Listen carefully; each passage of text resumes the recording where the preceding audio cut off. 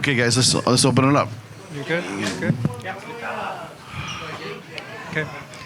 Right over here, Scott. Congratulations on another great evening. Can you just talk about the night from your point of view as it's played out? I tell you that fight that AJ had was one of the most exciting fights I've seen in a long time. It was a scrap, and that kid came to bring it, and he told me he was going to bring it, and so he did. And I think it was a good work for AJ. You know, I think he needed a fight like that, and he did great, and it was entertaining. It was a lot of fun, and now AJ gets to move on and take it to the next level. You know, you had several lightweights, AJ, Islameda, Spike. I mean, what does that lightweight Grand Prix look like? Just even now in October, we're not even close to 23. Here's one right here. There he is, Patricio. Yes, of course.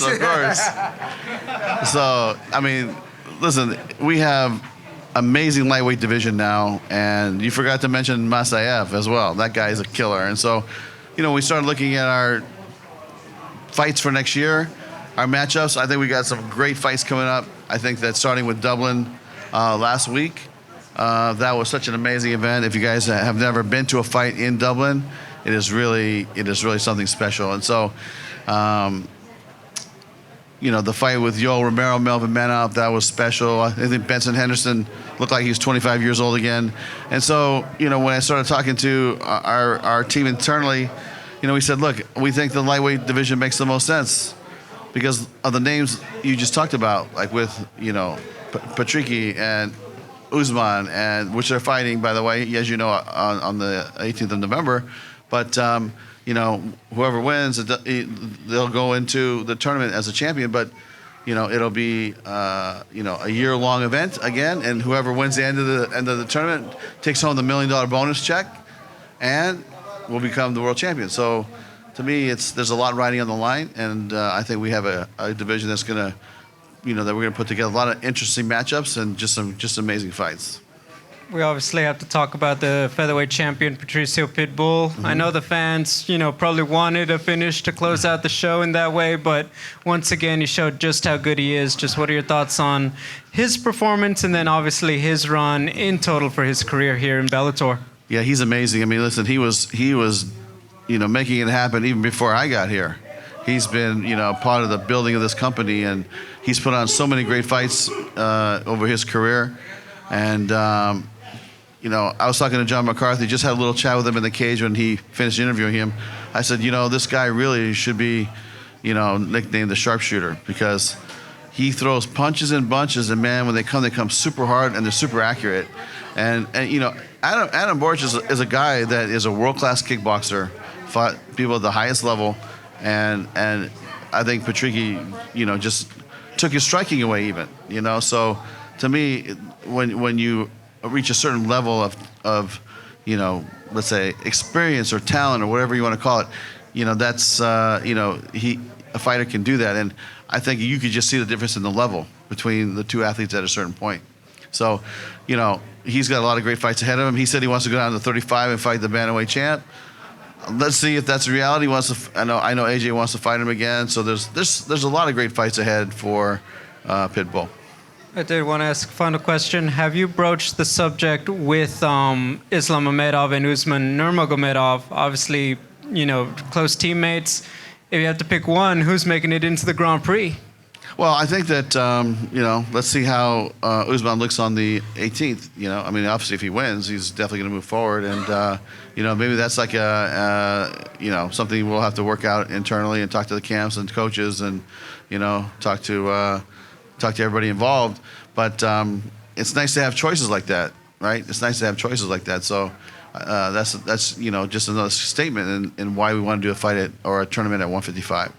And then just briefly, you have we had Spike Carlyle, who's been allowed to fight in Ryzen. You have Islam, who's been allowed to fight for Eagle FC. How big is it to have those fighters have that freedom that if they really want to, they are allowed to, you know, branch out a bit? You know what? I think every situation is a unique opportunity. And if the opportunity is right and it makes sense, you know, even if sometimes we're at risk as well. And, like the situation with MVP, we don't always win. I mean, sometimes it works the other way, and we know that going into it. But there's opportunities that come sometimes to these athletes, and like I said, we evaluate case by case.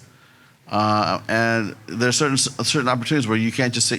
There's no way I can say no, because it's just such a great opportunity for them, and it's life changing, and we say go for it. But we do evaluate them from time, each one individually, because there are times we've said no, and some of them you guys don't even know about, where they've come to us and said, hey, what? No, because you're putting yourself in a really bad situation where it's not even they're putting themselves in a bad situation where it's going to have a bad outcome, and the only person that's going to lose is you and us, and it's not fair. So we've said no before, but sometimes we say yes, and it's about a 50-50. Scott, right here. Very unfortunate outcome in the Pico Kennedy fight. Do you have any update on Aaron Pico and what happened to him? Right now, I don't. But do you guys have anything for Pico? Yeah, he's at the hospital right now, isn't he? Yeah, he's at the hospital looking at his shoulder. So, the doctor that went into the cage said, we think he has a broken clavicle. So I think that's not been proven yet, or there's the facts haven't come out. So some people say he just had his shoulder pop out and it didn't pop back in properly. But it is unfortunate, because you can see, I could see, I think, where Aaron was taking this fight, and I think he was on his way to have a really great performance. And once the shoulder popped out, it just didn't work out for him. Yeah, I was just building off of that. How unfortunate is it for him specifically? He was on a really good tear. He's coming back home for a fight here in Southern California, and then to have it happen that way. Can you just sort of speak of what you feel for him? Yeah, I feel bad for him, because I know he really wanted to have a victory here, and he wanted to have a great performance, and he was on his way to do it. I think you guys all saw it. I saw it, and it's just, you just couldn't even fend the guy off after a certain point, And this is nothing to take away from Jeremy, because obviously he's a top-ranked fighter, but I just think that Aaron was looking really good up until the point where his shoulder got popped, and then the tide turned, and he just started taking damage.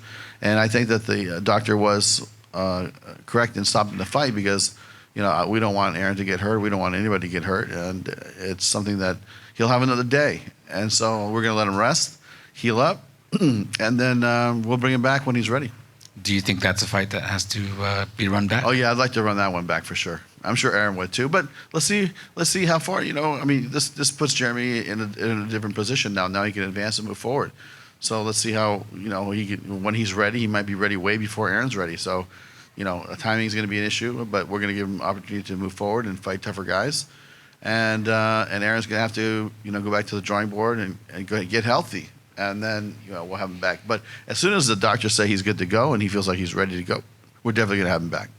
And AJ McKee tonight, coming back from the loss to Pitbull in the last fight, what did he show you tonight, specifically with the type of matchup that he had with Spike Carlyle? Because Spike Carlyle really took it to him and he weathered it.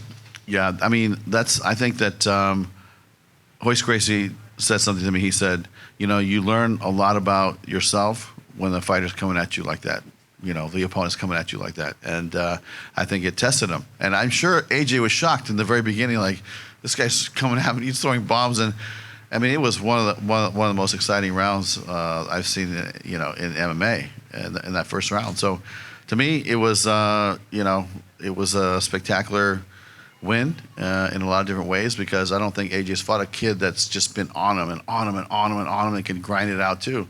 And he proved that he could fight at 55 and hold the weight.